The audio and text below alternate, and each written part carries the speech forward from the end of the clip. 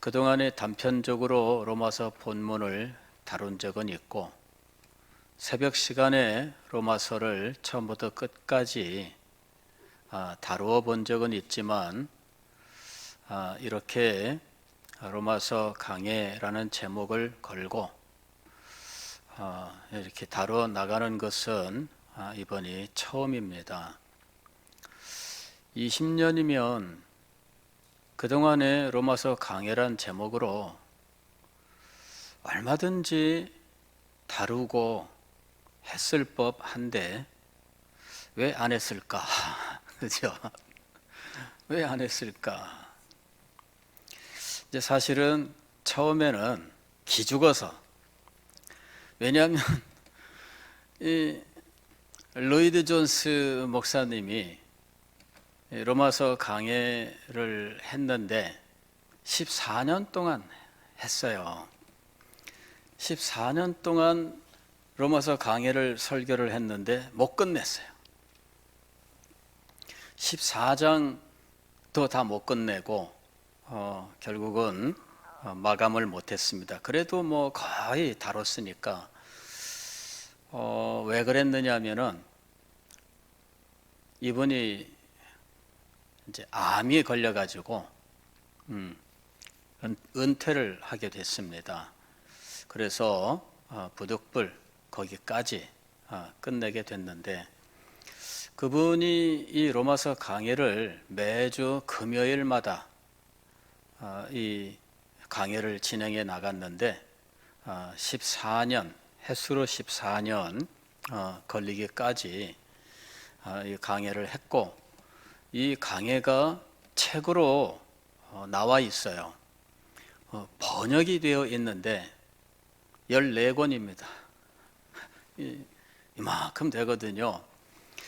그걸 저는 물론 다 읽었어요. 다 읽고 샅샅이 다 조사하고 그렇게 해서 뭐 몇 장 몇 절 이 로 목사님이 말씀하시는 내용들을 제가 다 파악을 하고 했습니다마는 이제 그것을 보고 나니까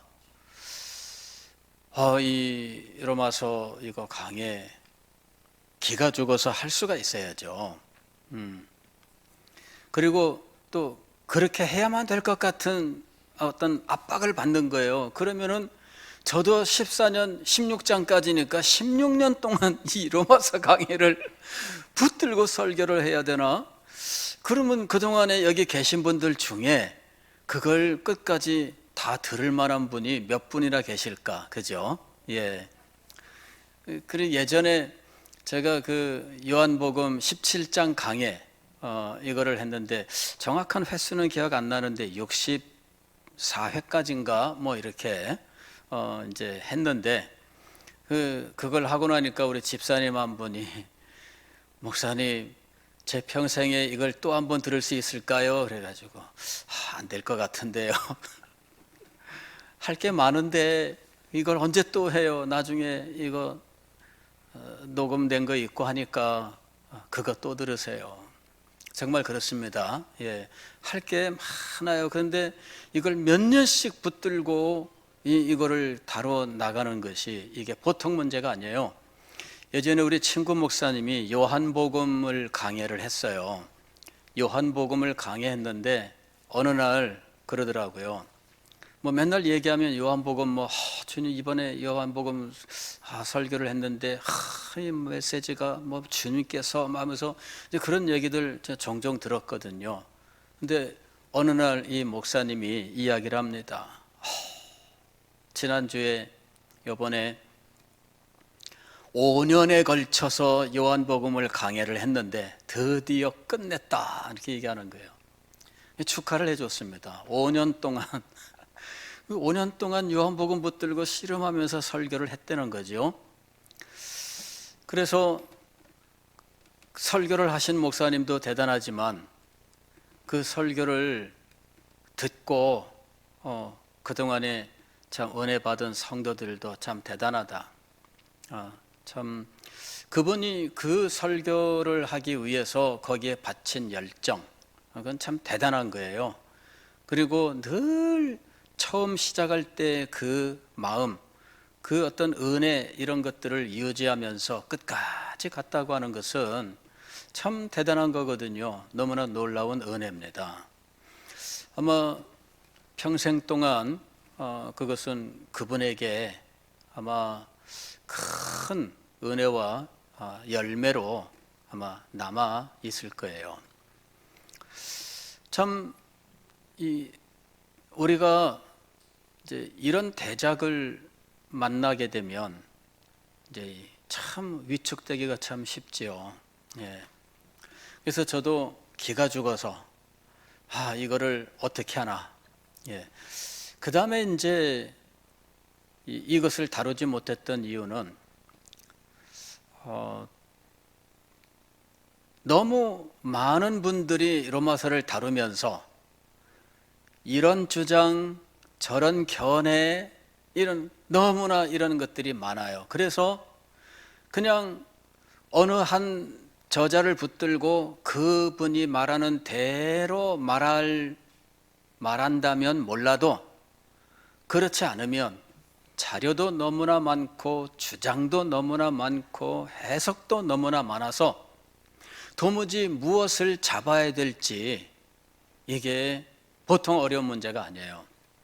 그래서 공부를 하고 이런 내용들을 자세히 살펴보고 하는 데만도 너무나 많은 시간이 걸려요. 그래서 목회하는 동안에 그 많은 시간을 거기 투입을 해서 공부하면서 진행해 나가는 것 자체가 보통 어려운 문제가 아닙니다. 어떨 때는 일주일 내내 붙들고 하루 종일 씨름을 해야 되는 그 정도의 자료들을 섭렵을 해야 되거든요. 그러니까 이거는 지금 보통 문제가 아닙니다. 그런 자료들을 읽어 나가는 것만 해도 몇 년의 세월이 걸려야만 되는 일이거든요. 그래서 아무것도 모를 때 그냥 해치웠으면 좋을 텐데 이거는 어중간한 상태가 되다 보니까 도무지 엄두가 나지를 않는 거예요. 이걸 다룰 수가 없어요. 대충 다루려니 로마서를 그렇게 다루는 것이 도무지 또 마음에 허락지를 않고, 어쨌든 너무나 엄청난 자료 앞에 또 너무나 다양한 견해 앞에 무엇을 내가 선택을 해서 강의할 때 여러분들에게 길이 이렇습니다라고 제시할 수 있을지, 이런 판단 이런 것들조차도 너무나 힘들고 어렵다라 하는 것입니다. 이런 그 견해들이 첨예하게 충돌하고 그래서 각자 학적인 깊이를 가지고 논증을 하고 하는 이런 과정들이 있어요. 그런 것들을 다 이해를 하고 그 중에서 선택을 하여 그 선택이 로마서 전체의 교훈과 조화를 이룰 수 있고, 그런 상황에서 이것을 말할 수 있어야 되는데 이런 내용들을 알아보지도 않고 그냥 무조건 말하는 것은 너무 무모한 거지요. 그래서 이런 내용들을 알고 보니까 선뜻 이것을 다룰 수가 없었다 하는 것입니다. 그러면은 지금은 할 수 있겠느냐? 지금도 부족하지요. 지금도 부족하지만 그러나 설교자들이라면 그래도 또 평생에 한 번씩은 도전을 해야 되니까 안 할 수 없고 참 이게 밀려서라도 해야 되는 이런 상태입니다. 아마 많은 분들은 장호익 목사가 이 목사된 지 30년도 넘은 사람이 로마서를 아직까지 안 했다 그러면 놀랄 거예요. 이런 이유가 있습니다. 그런 이유가. 그래도 해야 된다 하는 것과 그동안의 다양한 공부와 연구 또 말씀에 받은 은혜, 이런 것들을 통해서 이제 어느 정도 길을 찾아갈 수 있는 이제 정도는 되지 않는가 생각을 하게 되었습니다. 그냥 단번에 찾아가진 못하겠지만 그래도 약도를 쥐어주면 이거 보고 찾아갈 수 있을 것 같다. 이제 그래서 여러분들과 함께 로마서를 한번 다루려고 합니다. 로이드 존스 목사님처럼 14년 동안 할 수는 없고, 왜냐하면은 제가 그 전에 은퇴하니까 14년 동안 할 수는 없고, 주님께서 주시는 은혜대로 나가보려고 합니다. 그 횟수가 어느 정도가 될는지는 알 수가 없습니다만은, 그러나 대충 한 단락 정도씩을 다뤄 나가면, 그러면 아마 한 60회 정도는 되지 않을까 이렇게 생각을 합니다. 그래서 한 60회 정도, 이 정도 걸려서 아마 로마서를 한번 다루게 될 것 같아요. 이 로마서를 다뤄 나가는 동안에 여기 계신 분들은 아프지도 마시고 이 메시지를 늘 사모하면서 함께 할 수 있기를 바랍니다. 이 메시지가 선포되는 동안에 사고도 당하지 마시고 여러분들 건강하게 늘 은혜와 기쁨 속에서 말씀의 은혜를 함께 나눌 수 있기를 바랍니다. 자, 이 로마서 강해는 위대한 설교자들이 다 다뤘어요. 또 위대한 학자들이 다 주해를 하고 주석을 했어요. 그리고 목회자들 가운데 이걸 다루지 않은 사람이 없다 할 만큼 다 다뤘습니다. 그리고 책을 낼 능력이 있는 사람들은 로마서 강해 자기가 설교한 거 책으로 다 냈어요. 그러면 엄청난 분량의 로마서 자료들이 있어요. 그럼에도 불구하고 목회자로서는 자기 성도들, 양떼들을 위해서 이걸 반드시 또 다뤄야만 됩니다. 그러면서 이 로마서를 통해서 하나님께서 우리에게 주시는 하나님의 뜻을 알아야 할 것이고, 그것을 통해서 우리에게 주시는 은혜를 또 함께 누릴 수 있어야 하는 것이죠. 설교자 입장에서도 스크립투라 토타, 이거는 이 성경 전부라고 하는 의미입니다. 이건 어떤 교리를 말할 때에는 특정 성경 본문에 근거하는 것이 아니라 성경 전체의 교훈을 살펴보고 그 모든 성경 전부의 교훈과 어긋나지 않고 조화를 이루어야 한다라고 하는 의미에서 성경 전부라고 하는 말을 사용을 했어요. 그게 이제 스크립투라 토타라고 하는 라틴어입니다. 그런데 저는 이 말을 또 다시 한번 생각을 해보니까 성경책 전부를 우리가 다 한번 다뤄봐야 된다는 거죠. 다 배우고 다 가르쳐야 된다는 거죠.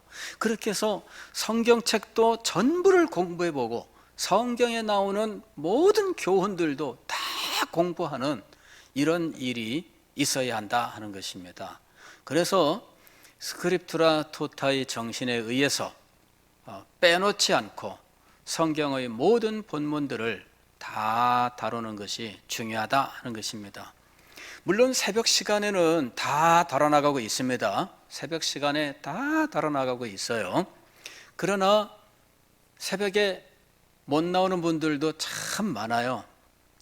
그래서 새벽 시간이 아닌 다른 시간에 성경 전부를 가르치고 배울 수 있는 이런 기회가 우리에게 주어져야 한다 하는 것이죠. 그래서 이 수요 예배 시간을 통해서 이제 이 내용들을 다루어 나가는 것입니다. 저는 이제 수요 예배에 오시는 분들은 참 귀한 분들이고 축복받은 분들이라고 생각을 해요. 이분들은 말씀을 듣는 귀가 열려 있고 또 들을 수 있는 소양을 갖고 있고 또 사모하는 심정을 가지고 있어서 이 말씀을 깊이 있게 또 숨이 긴 메시지들을 전해도 역시 따라올 수 있는 분들이라는 것이죠. 그래서 이 시간에는 주일날 대예배 시간에는 다루기가 힘든 것들을 이곳에서 다루고 있는 거예요. 신앙의 수준도 여기는 높고, 그리고 어떤 평준화가 어느 정도 이루어져 있어요. 주일날은 굉장히 편차가 심합니다. 그래서 어느 정도 수준을 낮추고 전체적으로 통할 수 있는 이런 정도로 이 말씀을 전해야 돼요. 그럼 수요일은 높이고 해도 괜찮은 정도입니다. 왜냐하면 여기 오시는 분들의 수준이 있기 때문이에요. 그래서 수요일 날 오시는 것이 말씀을 공부하는데 아주 좋은 거예요. 도전하고 싶은 분들은 수요일 날 오셔야 돼요. 그래야 수요일 날 깊이 있는 강론을 들을 수 있다 하는 것입니다. 자, 로마서는 어떤 의미가 있을까? 저는 로마서 강해를 시작하면서 참 이 로마서와 연관된 위대한 인물들을 떠올렸어요. 알고 보니까 이 로마서는 수없이 많은 사람들의 인생을 변화시킨 책이었어요. 성경의 책들은 어느 책인들 귀하지 않은 것이 없겠죠. 그러나 이 로마서만큼 많은 사람들의 삶에 영향을 미친 성경책도 없다라는 것입니다. 정말 많은 사람들이 로마서를 통해서 인생이 변화됐어요. 예전에 어떤 형제는 그 이단 교파에 있었는데, 이 형제는 아예 모태신앙이에요. 그 교회에서는. 그런데 자기는 이단이라는 생각을 해본 적이 없어요. 그냥 자라난 거예요.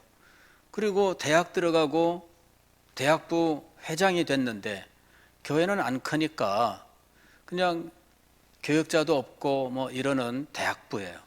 회장이 되어가지고 스스로 성경 공부를 해야 된다 하고, 우리 대학부에서 어떤 책을 성경 공부할까 하고 서점에 나갔어요.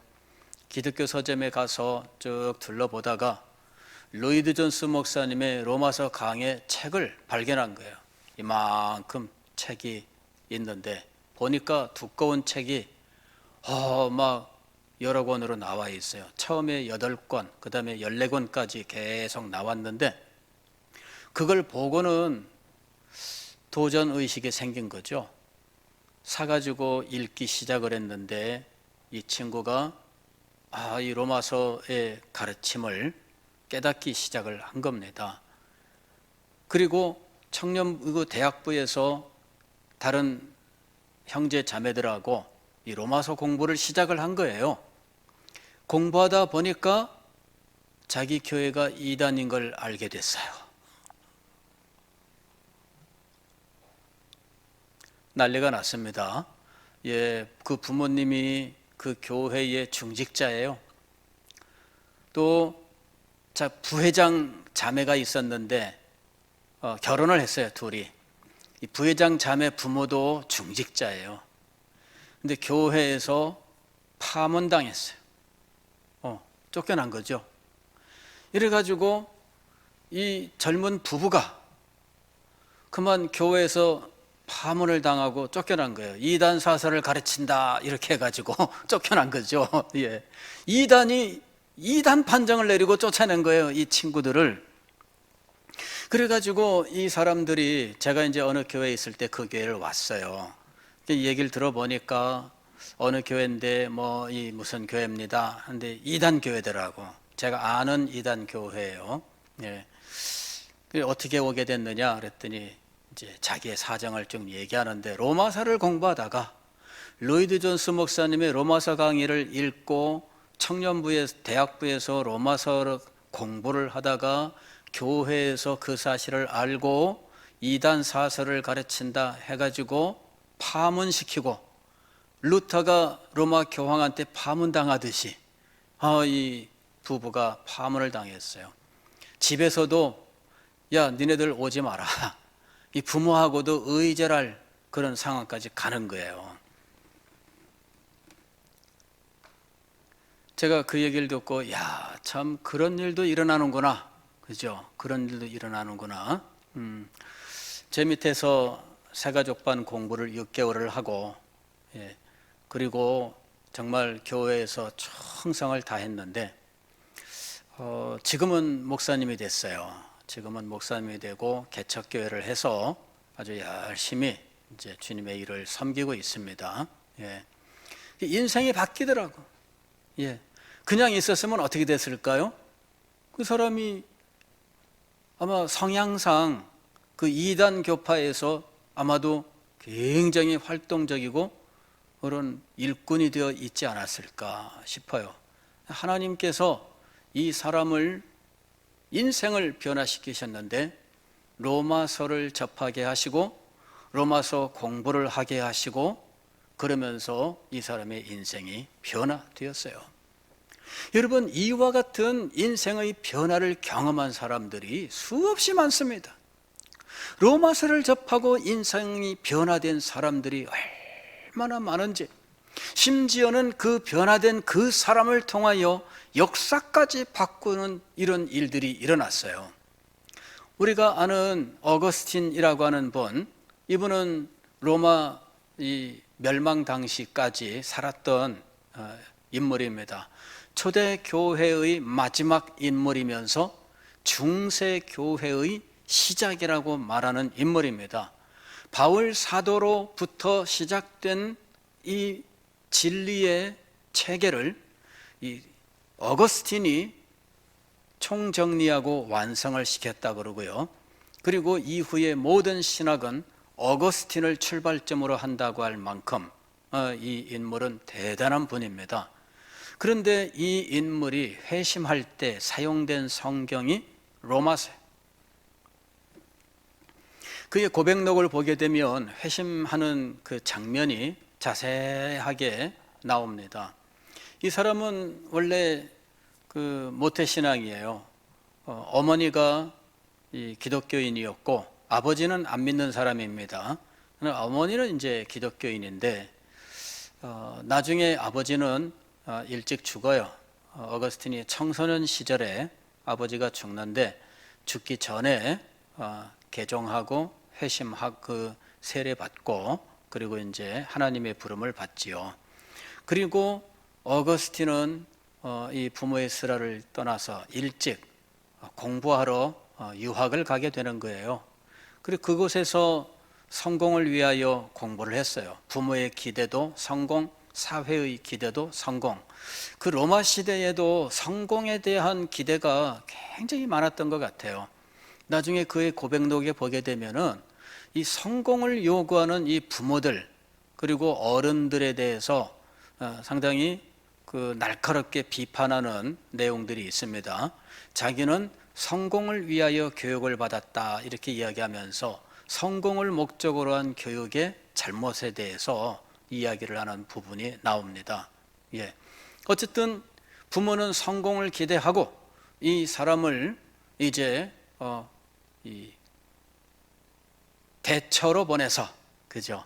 옛날 산골짜기에 살던 사람이 진주에 나와서 공부하고 뭐 어디 근처에 있던 사람이 부산에 와서 공부하고 마산에 와서 공부하듯이 이제 어거스틴도 그래요. 그런데 부모의 슬하를 떠나면 가장 먼저 하는 일이 뭘까요? 부모님 밑에서는 못하는 일들을 하는 거죠. 교회도 안 나가고. 예. 그게 그래 저는 우리 교회에서도 될 수 있으면 부산에서 부모들이 좀 데리고 공부를 시키는 것을 추천을 합니다. 이 딴 데로 보내면 믿을 수가 없어요. 아이들이 죄악성을 가진 인간이잖아요. 그래서 이 유혹에 빠지기도 쉽고 스스로 나태함에 또 쾌락에 자기를 내던지기도 쉬워요. 부모들이 데리고 있는 것을 추천합니다. 정말 똑똑하지 않는다면 서울대학교 들어가고 이럴 만큼 안 되고 서울에 있는 대학도 어중간하면은 위험합니다. 예. 우리 교회에서도 많은 분들이 경험했어요. 서울대 보낸 사람 교회 안 다닙니다. 연고대 다닌 사람 교회 안 다닙니다. 예.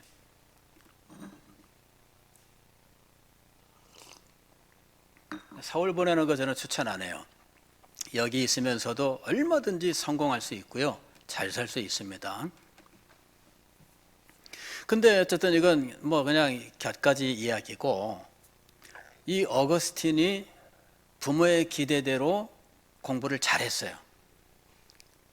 근데 그만 마니교라고 하는 이 잘못된 종교에 빠져요. 기독교도 아니고 뭐 이상한 종교에 빠지게 됩니다. 그리고 거기에서 이 정말 공부를 얼마나 그 교리 공부를 했는지, 그 곳에서 가장 실력이 있다고 하는 교사, 그 교사 이 설교를 듣고 나서 그 교사를 아래로 볼 정도예요. 저 사람은 나보다 못하네. 얼마나 어거스틴이 공부를 열심히 했는지. 심지어는 그 교사가 어거스틴이랑 대화를 하고 난 다음에 저에게 철학 좀 가르쳐 주세요, 이렇게 요청을 합니다. 이래가지고 나이도 많고 거기서는 1인자인데 어거스틴한테 배우고 싶다는 거죠. 그러니 이 사람이 얼마나 대단한 사람인지. 어거스틴이 철학 공부의 뜻을 정하게 됩니다. 예, 그 당시에 이 철학의 이 뜻을 두고 10년 동안 철학 공부를 하게 되는데, 공부한 지 한 5년 만에 뭐라고 말을 하느냐 하면, 철학 책들은 내가 다 읽었고 이해가 안 되는 게 없다. 그리고 철학에 대해서 이 사람들이 이러쿵저러쿵 말하는데 다 우습다, 이런 정도까지 가요. 이 사람이 대단한 사람이에요. 예. 그 당시에 성공을 위해서는 수사학자가 되어야 합니다. 오늘날로 치면은 뭐 판검사가 되어야 합니다 하는 것과 같은 거예요. 예. 이 수사학자들이 나가는 길이 바로 이제 그런 길입니다. 예. 나중에 이 사람은 그것이 바로 사실은 거짓을 만들어내는 직업이라고 이야기를 해요, 고백록에서. 예. 왜냐하면은 이번에도 그런 게 있잖아요. 변호사가 되면은 이 악한 죄인도 변호를 해줘야 되잖아요. 그러니까는 죄를 경감시키기 위한 그런 일을 해야 되잖아요. 그러니까 이 변호사가 얼마나 거짓말을 많이 만들어내야 했겠어요. 근데 옛날에 어거스틴이 공부한 게 그거예요. 그걸 잘할수록 성공한다는 거예요. 예? 거짓말을 잘할수록 성공한다. 이 어거스틴이 자기가 써놓은 거예요. 예? 그런 걸 가르치고 있고 그거를 배우려고 했다는 거죠.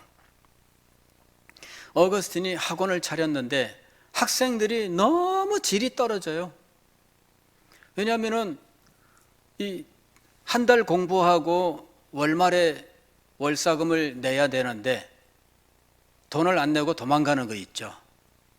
그런 학생들이 너무 많아. 이래가지고 돈을 떼어가지고서는 이게 해도 소득이 없어요. 학생들 질이 너무나 나쁘다. 듣고 보니까 로마에 가면 잘 될 것 같다. 이래가지고 로마로 가요. 로마로 가는데 엄마는 데리고 있고 싶어가지고 가지 마라. 그랬더니 아유 뭐 가야 됩니다. 그랬더니 엄마가 그럼 나랑 같이 가자. 이러니까 그렇게 같이 가죠. 이러고서는 오늘 밤에 내일 아침에 배가 떠나는데 오늘 밤에는 그러면 교회 가서 기도하고 내일 아침에 배 타고 가죠. 교회로 가요. 그리고 그날 밤에 엄마 몰래 가서 새벽에 배를 타고 가요. 엄마한테 배 시간을 잘못이 아니라 다른 시간을 알려준 거 있죠. 그래가지고 엄마를 떼놓고 결국 로마로 가잖아요. 거기 가가지고 학원을 차렸는데 거기서도 역시 안 돼요. 거기서는 또 어떤 일이 벌어지느냐, 학생들이 뭉쳐가지고 옮겨 다녀. 한 달 여기 다니고 뭉쳐가지고 다른 데로 딱 옮겨가면 학생들이 있다가 다음날 가니까 텅 빈 거 있죠. 그럴 때마다 막 가슴이 아픈 거예요. 그래서 이거 학생들 이거 안 되겠다. 그리고 이제 있던 차에 로마 북부에 이탈리아 북부에 밀라노라고 하는 데가 있어요. 이제 거기에서 수사 교사를 구한다라고 하는 공문이 온 거죠. 그래서 거기에 수사교사를 지원합니다. 꼭 가고 싶었는데 그 루트에 결정권을 가지고 도움을 줄 수 있는 사람들이 마니교도야. 자기가 마니교도잖아요. 그래, 마니교에 대해서 실망하고 마음은 떠났지만 그 사람들하고의 인간적인 연줄은 가지고 있었어요. 그들의 도움을 받아서 밀라노로 가요. 밀라노에서 그는 그래도 여기서 유명한 인물이 암브로우스라고 하는 주교인데, 이분이 수사학자로서 아주 명망이 높은데 그의 수사학이 어느 정도인지 한번 가서 들어보자 하고 이제 설교를 들으러 교회를 간 거예요. 설교를 들어보니 과연 실력 있는 수사학자라서 그의 설교 속에 그것들이 다 녹여서 나오는 거 있죠. 그래 밀라노에서 암브로스의 설교를 정기적으로 들으러 교회를 간 거예요. 그리고 이 암브로스를 만나서 이제 대화도 하고 상담도 하고 그렇게 된 겁니다. 그런 사이에 엄마가 배를 놓치고 그 다음 배를 타고 이제 몇 개월 만에 아들을 찾아 밀라노로 와요. 그래 엄마랑 같이 있어요. 엄마는 결혼해라. 근데 이미 어거스틴은 17세부터 동거한 여자가 있었어요. 그리고 그 사이에 아들이 있어가지고 아들이 벌써 나이가 13살 이렇게 되는 거예요. 근데 엄마는 며느리를 인정하지 않습니다. 그리고 결혼해라. 이래 가지고 결국은 이 아들까지 낳은 이 여인을 이제 고향으로 돌려보내요. 그냥 돌아가라 하고서는 동거를 끝내게 됩니다. 이 여인에 대해서는 그 정도 이야기밖에는 말하지 않아요. 이름도 나이도 어디 출신인지도 전혀 말하지 않습니다. 그러니까 어거스틴은 아마 그 부분에 대해서는 아무한테도 나타내지 않은 것 같아요. 그리고는 이 약혼을 하게 됩니다. 약혼을 하는데 9살짜리하고 약혼을 해요. 참 그게 근데 좀 괜찮은 교수예요. 이 사람이 결혼하기까지는 또 몇 년 기다려야 돼, 법적으로. 그 사이에 어거스틴이 회심하고 결혼하지 않고 평생 이제 독신으로 살게 된 거예요. 회심은 그때 어거스틴이 설교를 듣고 말씀을 읽으면서 자기가 이런 삶을 청산해야 된다라고 하는 이제 어떤 생각이 떠올라요.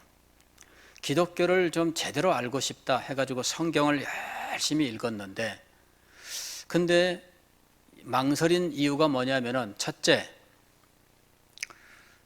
이 가장 큰 요인은 무엇이었느냐면 이 어거스틴은 이 성적으로 굉장히 어떤 그 욕구가 큰 사람이었어요. 17세 동거를 한 이유도 바로 그런 겁니다. 그거를 못 버리기 때문에 회심을 내가 기독교를 개종 못하겠다 이제 이렇게 얘기를 하는 거예요. 그게 쭉 써 있습니다. 그러나 위인이기 때문에 공개석상에서 잘 말하지 않을 뿐이에요. 그래서 사람들이 몰라요. 그러나 동기 자체는 그렇습니다. 위인이라고 해서 무조건 숨기는 것은 옳지 않습니다. 그리고 그는 기독교인이 정식으로 세례를 받으면 그 다음부터는 죄를 짓지 않아야 된다라고 하는 이런 인식이 있었어요. 그거는 그 시대의 보편적 인식입니다.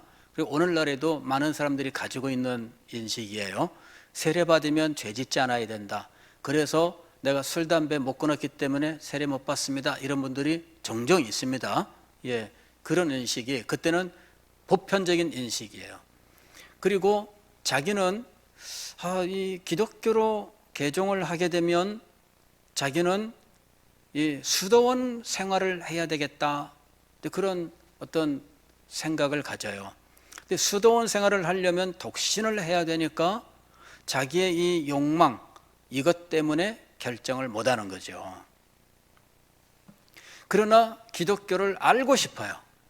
그래서 철학적으로 접근해 가다 보니까 늘 막히는 게 뭐냐면 성경의 라틴어는 너무나 수준이 떨어진다라고 하는 거였어요.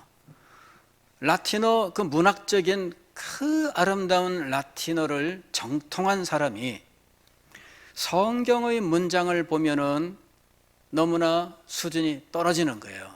그래서 끝까지 읽어내지를 못하는 거죠. 읽어도 이해가 안 되는 건 하나님을 철학적으로 이해하려고 하기 때문에 도무지 안 되는 거예요. 하나님이 인격적인 분이시다라고 하는 사실을 그는 결코 깨닫지 못해요. 하나님의 인격성을 깨닫지를 못해. 그래서 항상 하나님을 철학적으로 접근해 나가는 거죠. 그러니까 그 당시에 하나님을 철학적으로 이해하는 것 중에 많이 퍼졌던 것이 영지주의라고 하는 것이에요.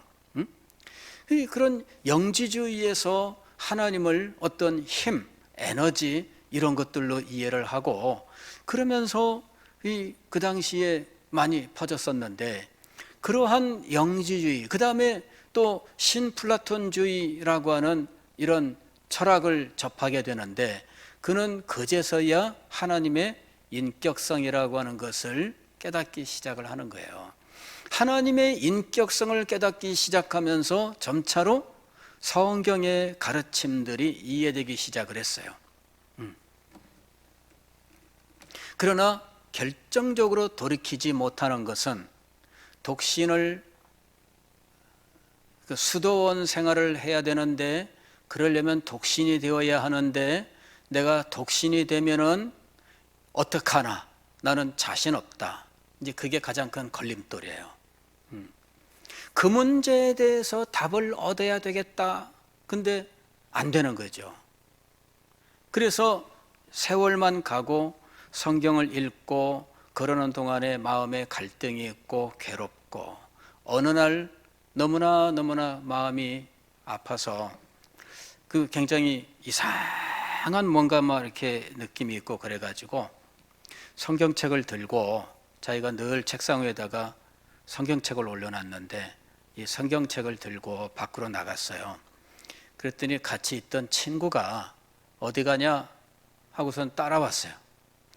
자기 학원에 있는 그 뒤에 벤치가 있는데 벤치에 가서 앉았어요. 혼자 조용히 좀 있으려고 그랬더니 친구가 거기까지 따라왔네. 이래가지고 친구한테 야 내가 저 안에 들어가서 좀 있다 올 테니까 넌 그냥 여기 있어라.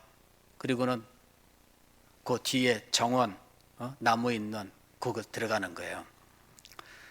무화과 나무가 있었는데 그 밑에 가서 엎드렸는데 눈물이 나는 거 있죠. 그래가지고 한없이 눈물을 흘린 거예요. 근데 아이들 노랫소리 같은 것이 들려와요. 들어보니까 집어들고 읽어라, 집어들고 읽어라 이런 소리가 반복되는 거예요. 마치 아이들이 놀이할 때 하는 것 같이. 그럼 우리도 그런 거 있잖아요. 두꺼봐 새집 죽게 헌집 죽게 새집 따오 이렇게 리듬이 있게 같은 글자를 반복하잖아요. 근데 그런 식의 있던 그 노랫소리와 같은 소리가 들리는데 아이들 소리인가 하고 생각해 보니까 아니야. 왜냐하면 아이들 노래에는 그런 노래가 없어. 자기가 아무리 생각해도 아이들 노래는 그런 노래가 없어요. 그래서 생각한 게 아이들 소리가 아니라 이는 하나님의 소리다 이렇게 생각을 한 거예요. 아이들 소리가 아니라 하나님의 소리다. 많은 분들이 어거스틴의 이 회심에 대해 얘기하는데 톨레에게 아이들의 노랫소리를 듣고 이러는데 그 전부 다 잘못하는 겁니다. 고백록을 읽어보지 않고 어디서 주워 들은 이야기 하는 겁니다. 고백록은 아이들의 노랫소리가 아니었다. 그러므로 이것은 하나님께서 나에게 들려주시는 소리다. 이렇게 결론을 내리는 거예요. 그래서 벌떡 자리에서 일어납니다. 울다가 그런 어떤 그게 환청이었는지 아이들이 없어 주변에. 그러니까는 아이들 노래도 아니고, 그래서 자리에서 일어나 가지고 아까 벤치로 가요. 왜냐하면은 사무실에서 들고 나온 성경책을 거기다 놓고 왔거든요. 집어들고 읽어라. 얼른 가가지고 딱 펼쳤어요. 그랬더니 로마서 13장이 딱 나온 거 있죠. 눈에 뜨이는 대로 탁 하고 이렇게 본 거예요. 그랬더니 어떤 말씀이 눈에 띄었냐면은 로마서 13장 13절이 뜬 뜨인 거예요. 낮에와 같이 단정히 행하고 방탕하거나 술 취하지 말며 음란하거나 호색하지 말며 다투거나 시기하지 말고 오직 주 예수 그리스도로 옷 입고 정욕을 위하여 육신의 일을 도모하지 말라. 그때 이것이 하나님의 음성으로 어거스틴의 마음에 팍 박힌 거예요. 음란하거나 호색하지 말며, 자기가 가장 고민하고 내려놓지 못하던 부분에 대하여 하나님의 말씀이 가슴에 딱 온 거예요. 성경 말씀을 우리는 그렇게 사용하는 것은 정상적인 방법이 아니라고 여러분들에게 제가 말씀을 드렸습니다. 오늘은 하나님이 나한테 무슨 말씀을 주실까? 하나님 말씀해 주세요. 탁! 첫눈에 보이는 것, 그게 아닙니다. 성경 그렇게 쓰는 거 아니에요. 다만 과거에 어거스틴은 그런 일이 있었다. 하나님은 그것조차도 사용하신 겁니다. 어떤 분이 성경을 펼치고 주여 믿습니다 탁 하고 봤더니 가룟유다가 목매어 죽었더라. 목매어 죽으러 가야 될까요? 아, 주님 아닙니다. 이거는 주의 말씀이 아닙니다. 다시 한번 제가 펼치겠습니다. 탁 했더니 네 하는 일을 속히 하라. 빨리 죽어라, 그 말씀이잖아요. 그래서 이 사람이 또 이렇게 합니다. 주여 3세번입니다. 하나님의 말씀 그렇게 대하는 거 아닙니다. 다만 어거스틴은 그 당시에 그런 소리가 들렸고 자기는 성경책을 들고 나왔기 때문에 집어들고 읽었던 거예요. 그랬더니 자기가 고민하던 문제에 대하여 성경 말씀이 마침 딱 집어서 말씀하고 있는 거예요. 음란하거나 호색하지 말며 낮에와 같이 단정히 밤의 일을 벗어버리고 오직 예수 그리스도로 옷 입고 이런 말씀들이 나오는 거예요. 근데 신기한 것은요, 어거스틴이 자기에게 일어난 그 일을 이야기하니까 벤치에 남아있던 이 친구가 하고 놀라는 거예요. 야, 어거스틴아, 네가 숲으로 들어가고 나서 나도 마음이 막 그래가지고 나도 막 있다가 나도 집어들고 읽어라 이래가지고 네가 갖고 온 성경책 거기 있길래 딱 읽었는데 나도 그 성경을 읽었다는 거예요. 로마서 13장 13절 14절. 오, 신기하죠. 이 알레피우스라고 하는 친구였는데 이 친구도 이 어거스티나 나도 그랬어 하면서 말한 거예요. 그래서 두 사람이 손잡고서는 야, 너도 그랬냐? 신기하죠. 그래서 그 즉시 두 사람은 야, 우리 세례받자, 그렇게 된 거예요. 두 사람이 그동안에 고민을 많이 했어요. 이 친구랑도 수없이 대화를 했습니다. 야, 우리 이렇게 살면 안 되지 않냐? 야, 우리 정말 기독교로 개종해야 되지 않냐?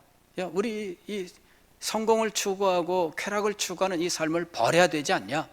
두 사람 또 다른 친구들하고 만나기만 하면, 그리고 답을 얻기 위해서 찾아가서 또 질문을 하고 조언도 받고 그런 상황에 있었거든요. 근데 두 사람이 같은 체험을 하면서 로마서 13장 13절 14절 말씀을 통해서 두 사람이 동시에 같은 자리에서 같은 말씀을 펼쳐서 보게 된 거죠. 그리고는 어거스틴이 자기 아들도 역시 세례를 받게 합니다. 그래서 셋이 세례를 받아요. 어거스틴은 이 아들에 대한 굉장한 자부심, 사랑이 있었어요. 어거스틴의 말로는 아들이 참 똑똑하대. 정말 머리가 좋고 아주 훌륭한 아이예요. 그러나 이 아들이 일찍 죽어요. 예, 그래서 굉장히 비통해합니다.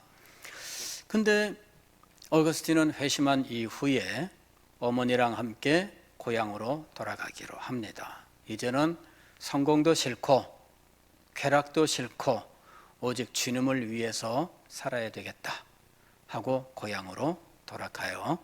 돌아오는 도중에 어머니는 병에 걸려서 죽어요. 그리고 어거스틴이 혼자 고향으로 돌아옵니다. 그리고는 그곳에서 수도원, 자기 집을 수도원으로 꾸미고 수도원 생활을 하다가 이 타가스테라고 하는 곳에 주교가 자기의 후임으로 삼습니다. 그래서 그곳에서 주교가 되어서 이제 활동을 하는데 역사를 바꿔놓는 인물이 됩니다. 그 당시에 로마 교회 안에 있었던 이 섹트, 그러니까 이 갈려져 나간 사람들이 있어요. 예, 이런 사람들이 북아프리카에 많이 있었습니다. 박해 시대에 이 변절자들과 한 교회를 이룰 수 없다라고 했던 사람들이 있어요. 이제 그런 사람들과 같이 교제하고 하는 일들. 그 다음에 그 당시에 이 펠라기우스라고 하는 이 수도사가 주장했었던 신학이 있는데 이걸 펠라기우스주의라 그래요.